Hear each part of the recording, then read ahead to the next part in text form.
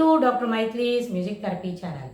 இன்றைய பதிவிலையும் நம்மளோட நெகட்டிவ் பிஹேவியர்ஸ், நெகட்டிவ் எமோஷன்ஸ் அதை எப்படி நார்மலைஸ் பண்ணிக்கிறது, நெகட்டிவ் எமோஷன்ஸ்லேருந்து எப்படி எளிமையாக வெளியில் வருது, சுலபமாக வெளியில் வரணும். முதல்ல விஷயம், நம்மளுக்கு நெகட்டிவ் பிஹேவியர் இருக்குது அப்படின்னு வெளியில் காட்டிக்க வேண்டாம். ஆனால் அடுத்தவங்களை பனிஷ் பண்ணணும், எப்படியா இருந்தாலும் அடுத்தவங்களை இந்த ஸ்கூல் பசங்கள்லாம் சொல்கிற மாதிரி நல்லா போட்டு பார்க்கணும் அப்படின்ற மனப்பான்மையெல்லாம் இருக்குது அப்படின்னா அதுலேருந்து எப்படி வெளியில் வருது அப்படி. ஸோ எல்லா விதத்துலேயும் ப்ரெசன்டேஜ் சினாரியோவில் நம்ம எப்படி இருக்கணும்னு கேட்டால், நம்மளுக்கு நல்ல பழக்க வழக்கங்கள் இருக்கணும், நம்மளுடைய சிறப்பான பழக்க வழக்கங்களால் நம்மளுக்கு நல்ல பேர் கிடைக்கணும், குட் கேர்ள்னு சொல்லணும், நல்ல லேடி, ரிலையபிள் அப்படின்னு சொல்லணும்னு அது மாதிரி ஒரு பழக்க வழக்கங்களை நம்ம வளர்த்துக்கணும். எல்லாமே எல்லா நேரத்துலேயும் நம்ம அதுபோல் ஒரு சிறப்பான ஒரு தகுதிக்கு தான் நம்ம முயற்சி செய்யணும். தகுதி உடையறதுக்கு அப்படின்னா தகுதி எப்படி கிடைக்கும்? தகுதின்றது it's not a thing we can போட்டு அழகு பார்க்குறது அப்படின்னு இல்லை, அது முயற்சி செய்து அடைய வேண்டியது. இப்போ நம்மளுக்கு ஒரு தகுதி இருக்கணும். 10ஆம் வகுப்பு படித்தவங்களுக்கு சில வேலையெல்லாம் கிடைக்கும், சில இடத்துல அவங்களுக்கு ப்ரிவிலேஜஸ் இருக்கும், சலுகைகள் கொடுக்கப்படும். அப்படின்னா நம்ம 10ஆம் கிளாஸ் படித்தேன்னு ஒரு பேப்பர் வாங்கி பேக்கெட்டில் வச்சுட்டு போக முடியுமா? இல்லை. 10ஆம் கிளாஸ் படித்ததுக்கு அடையாளமாக அதுக்கு என்ன இருக்கும்? சான்றிதழ்லாம் இருக்கும், அந்த சான்றிதழ் இருக்கணும். 10ஆம் கிளாஸ் படித்ததுக்கு உண்டான சில அறிவுகள், சில என்ன பண்ணணும், நம்மளோட அறிவு திறமையை காட்ட வேண்டி வரும். அதெல்லாம் காட்டினாலே அந்த சான்றிதழ் சொல்கிற மதிப்பெண்களும் நம்ம பேசுகிற வழக்கமும் இல்லை பேசுகிற முறையும் அது ரெண்டும் ஒத்து போகுது அப்படின்னு தெரிஞ்சால் we are eligible for the என்ன அந்த மாதிரி சலுகைகள் கிடைப்பதற்கு நம்மளுக்கு வாய்ப்பு உண்டு அப்படின்னு நம்ம தெரிஞ்சுக்க முடியும். அதனால் தகுதி என்பது முயற்சி செய்து அடைய வேண்டியது. அப்போது தகுதி நம்மளுக்கு வளர்த்துக்கணும். என்ன? நல்ல பழக்கம் வச்சுக்கணும், நல்லபடியாக பழகணும், ஒருத்தரோட நம்ம சொல்லக்கூடிய வார்த்தைகள் ஏற்புடையதாக இருக்கணும் அப்படின்னு. ஸோ மெச்சூர்டு பிஹேவியர் காட்டணும். We are not lazy, we are active, we are very much to the point. We will not be wasting our time. We will be utilizing the money to the core. We will be utilizing the essence of the fruits. That is, நம்ம என்ன செய்கிறோமோ அந்த வேலையோட தொழிலோட பலனை முழுமையாக அனுபவிப்போம். தொழிலோட முயற்சி என்ன வீணாகாமல் பார்த்துக்கொள்வோம். இப்படின்னு எல்லா விதத்திலும் ஏற்புடைய நேர்மறையான கருத்துக்களுக்கு நம்ம தயாராக இருக்கிறோம்னு சொன்னால் அது நம்மளோட நடை, உடை, பாவனை, சொல், செயல், எண்ணம் இது எல்லாவற்றிலும் அதை காட்டுவதற்கு தயாராக இருக்க வேண்டும். அதுபோல தான் நம்மளோட ஆக்டிவிட்டீஸ் இருக்கணும்.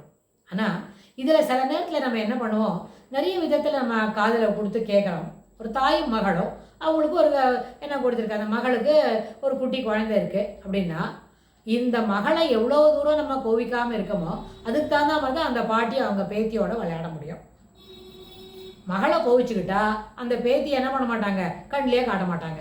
அது என்ன பிஹேவியர்? அது தனக்கே இவங்க தாய் தான், தாயின்ற தவறு கண்டுபிடிக்கிறது ரொம்ப தவறான தவறு, அது ஏற்றுக்கொள்ள முடியாத தவறு.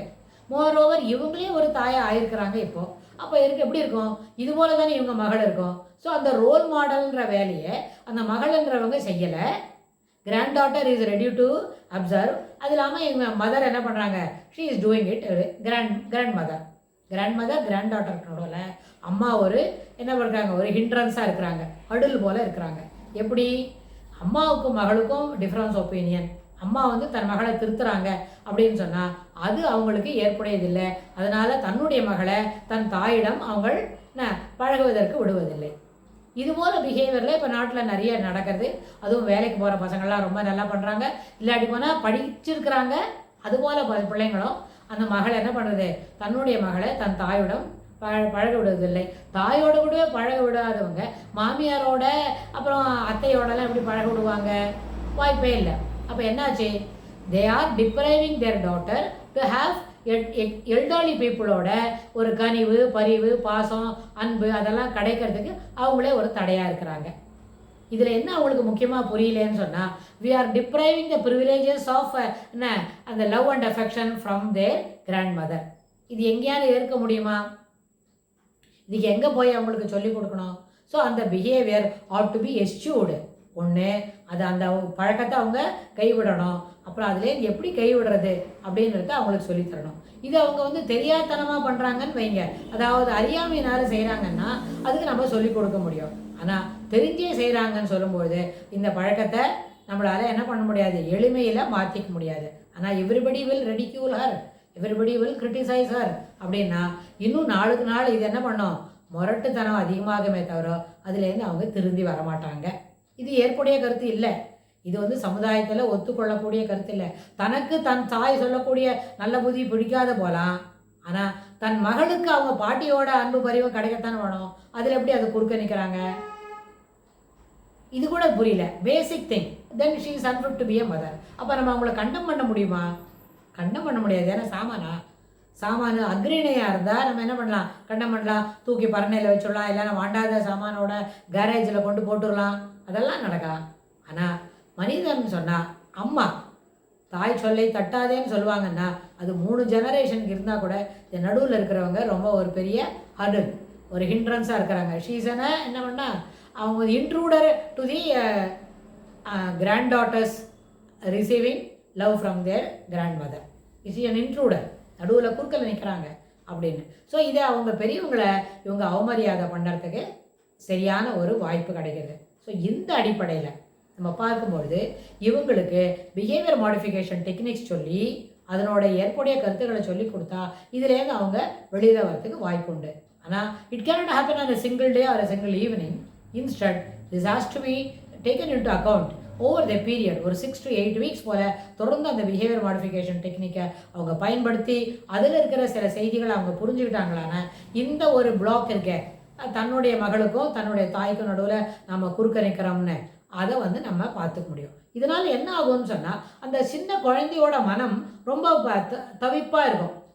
நம்ம எப்போ பாட்டிக்கிட்ட பேசுவோம், ஏன் இந்த அம்மா பாட்டி வீட்டுக்கு போகக்கூடாது சொல்கிறாங்க அப்படின்னு அந்த குழந்தைய யோசிச்சுக்கிட்டு இருக்கோம். அதுக்கு ஏதாவது கேள்வி கேட்க தெரியுமா? இந்த சைல்டு இஸ் ஒன்லி என்ன 5 years 6 years, இன்னும் கூட 4, 5ல் இருக்கிறாங்கன்னு வைங்க. அந்த குழந்தை தன் தாய் ஏன் நம்மளை இப்படி மடக்கிறாங்கன்னு அந்த குழந்தை கேட்க தெரியுமா? இது கேட்க தெரியுமா? அதுக்கு அடலோசன்ஸ் வந்தால் தான் கேட்கும். அடலோசன்ஸ் என்ன, இட் வில் டேக் மினிமம் என்ன 13 to 14 years ஆனால் தான் the child can raise the question.